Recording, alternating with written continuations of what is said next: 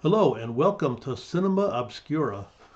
On today's video we're going to check out two movies, and the movies are going to be Lime Salted Love and Kill Cruise.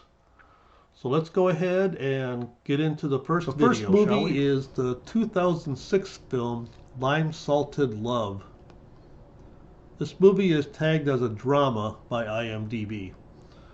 The film was directed by Danielle Agnello and Joe Hall, who not only directed the film, they wrote it with Billy Drago and also starred in it. That's usually a recipe for disaster.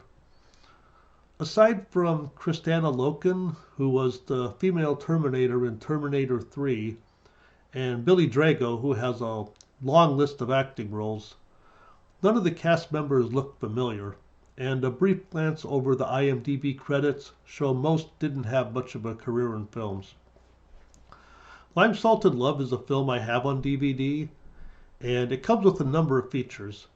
There's a DVD commentary with filmmaker Danielle Agnello, has a scene selections, there's also a small photo gallery, and also a poster gallery, which they have a lot of variations of the posters. I was kind of surprised by that.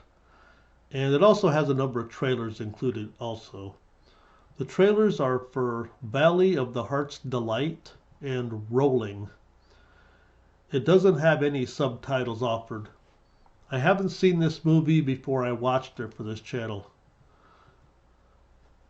The movie is extremely disjointed and difficult to follow. There were at least 6 different storylines going, and only a few of them merged.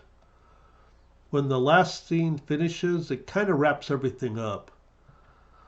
There's a lot of scenes that take place in an asylum. I'm still not 100% sure what was going on there, especially with the secondary character who kept hanging out with the main guy. Said, I don't foresee myself watching the movie again to try to figure it out. Each of the 3 main characters are dealing with past trauma from their childhood, which is what brings them together. There's a lot of alcohol and drugs and a little bit of violence. There is a sex scene and just a little bit of nudity. Each of the characters, especially the main 3, are very flawed and, as I said earlier, dealing with childhood dramas. Overall, the acting was decent. I wasn't really impressed with Joe Hall as Chase or David O'Donnell as David. However, Kristanna Loken was good, as was Danielle Agnello. Agnello played the character Ellie, and her character seemed to be always right on the edge and could fall over at any time.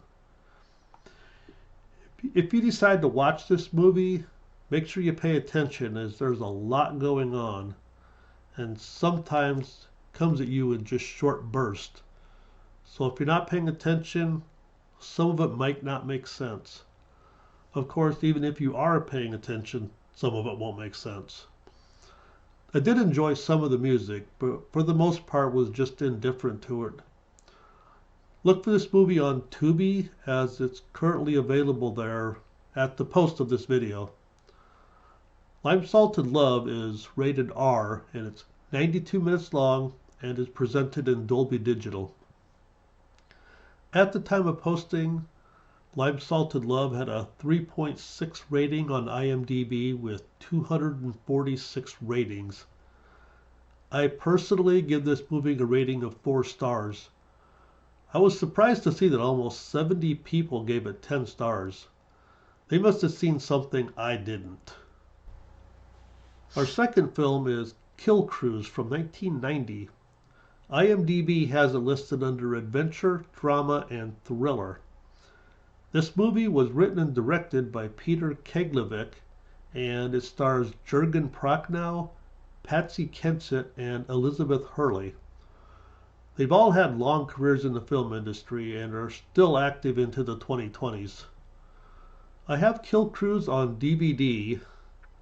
The only extras on this DVD are scene selection and a few previews from other films, which only show a few little scenes from the films with music playing over any dialogue. I'm not going to list them all out, as there are 25 films.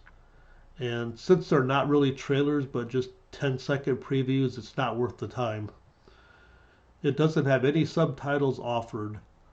I vaguely recall seeing it at some time, but once I started watching it, I realized that this is a new watch.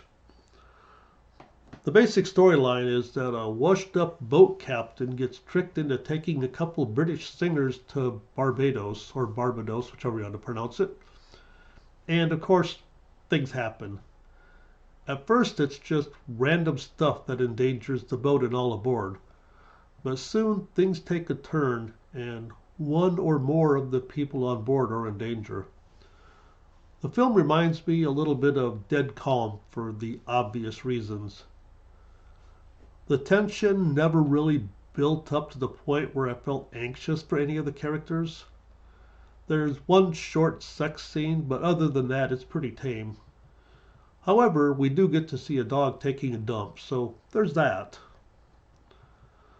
There really are only 3 characters worth mentioning, and that would be Prochnow as the skipper, Hurley as Lou, and Kensett as Sue. The rest of the characters only play a few bit scenes in the early part of the movie.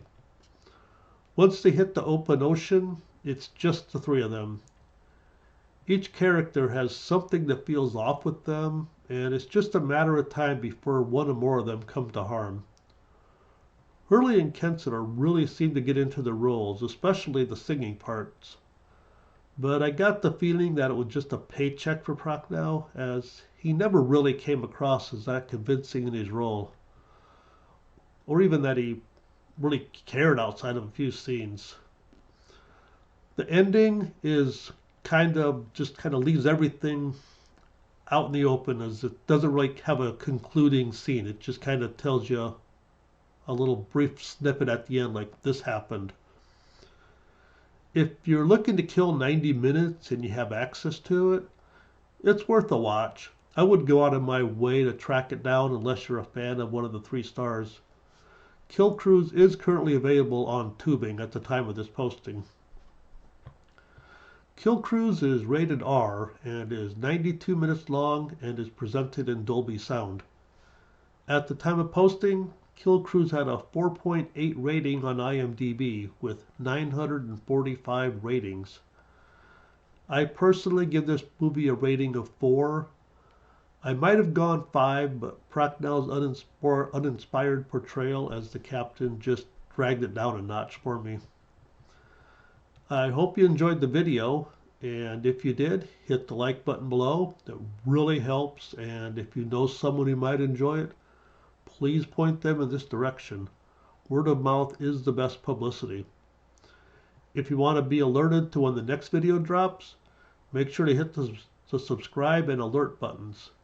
And be sure to check out my Patreon page, Cinema Obscura, where I'll be posting at least one bonus single movie episode per week. And you might as well stop by my sister channel, Horror Obscura, where I'll be checking out a couple horror films. The cool thing is, if you decide to join the Patreon page, you'll get access to the bonus single movie reviews I do for both channels.